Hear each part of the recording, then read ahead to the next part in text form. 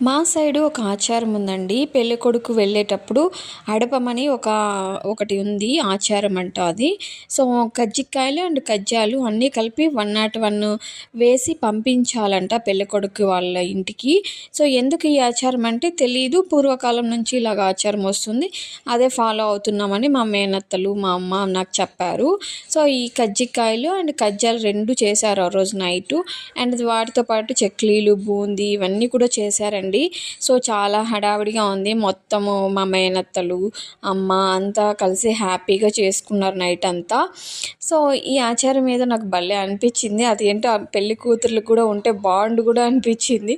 కేవలం అన్ని పెళ్లి కొడుకుకే ఎక్కువ లాభాలు ఉన్నాయి. పెళ్లి కూతురికి అయితే ఏం అలాంటి ఆచారం, పెళ్లి కొడుకు ఇంటి నుంచి తెచ్చే ఆచారాలు అయితే ఏం లేవు.